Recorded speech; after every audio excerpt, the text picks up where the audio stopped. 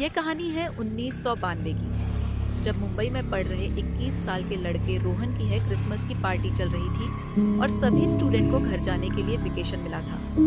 पर रोहन और उसका रूममेट विक्की दोनों की एक स्पेशल प्रोजेक्ट पर काम कर रहे थे, जिसकी वजह से वो घर नहीं गए और कॉलेज हॉस्टल में ही रुके हुए थे।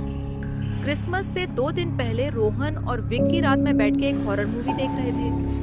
मूवी के बाद दोनों ने अलग हॉरर स्टोरी की बात करने लगे। तब पहली बार विक्की ने रोहन को ब्लडी मेरी के किस्से के बारे में बताया।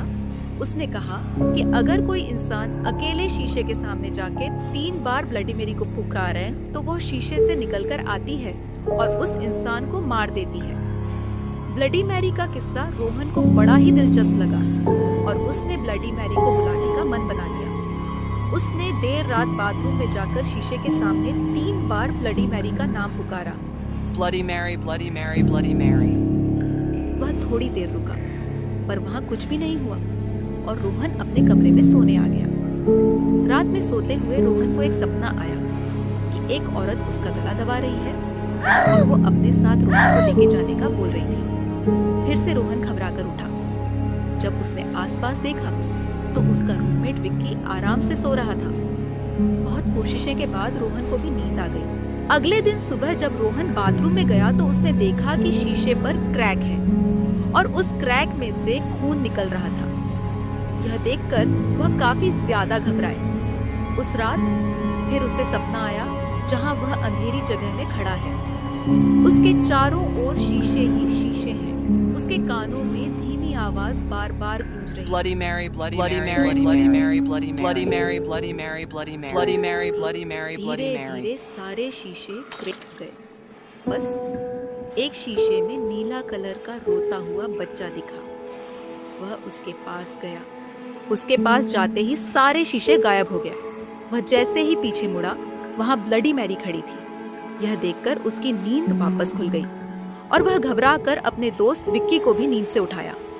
रोहन ने विक्की को अपने साथ हुआ पूरा किस्सा बताया तो विक्की को बिल्कुल भी यकीन नहीं हुआ और उसने रोहन को कहा कि यह सब एक कहानी है। पर रोहन के बहुत कहने पर उन दोनों ने उस रात ब्लडी मैरी को वापस बुलाकर उससे माफी मांगने का प्लान बनाया। इस बार उन दोनों ने ब्लडी मैरी को बुलाने के पूरे रिचुअल को फॉलो करके ब्लडी मैरी को 3 बार आवाज लगाई। Bloody Mary, Bloody Mary, Bloody Mary. पर कोई भी नहीं आया। फिर विक्की बाथरूम से बाहर निकल आया और माइक को अकेले उसे बुलाने को कहा। बहुत हिम्मत करके जब रोहन ने ब्लडी मैरी को 3 बार बुलाया तब भी कुछ नहीं हुआ। विक्की बाहर से बोलने लगा कि रोहन बहुत ज्यादा सोच रहा है, यह सब सिर्फ एक कहानी है। और तभी दरवाजे के नीचे से कैंडल की लाइट जोर जोर से जलने बुझने लगी। विक्की को थोड़ा अजीब लगा और उसने तुरंत रोहन से पूछा कि वह ठीक है या नहीं। रोहन इतना डर गया था कि उसके मुंह से कुछ आवाज ही नहीं निकल रही थी।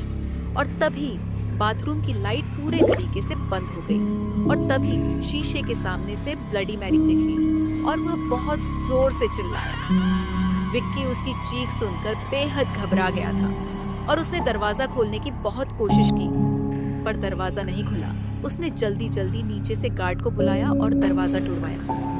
जब दरवाजा खुला तो विक्की ने देखा कि वह शीशा टूटा पड़ा था और रोहन जमीन पर पड़ा हुआ है। रोहन को तुरंत अस्पताल ले जाया गया, लेकिन वह बच नहीं पाया। विक्की उसकी मौत के लिए अपने आप को जिम्मेदार मानता है और ब्लडी मैरी का नाम अपनी जुबान पर कभी नहीं लाता। अगर आपको वीडियो पसंद आई तो हमारे चैनल हांटेड फ्राइडे को तुरंत सब्सक्राइब करें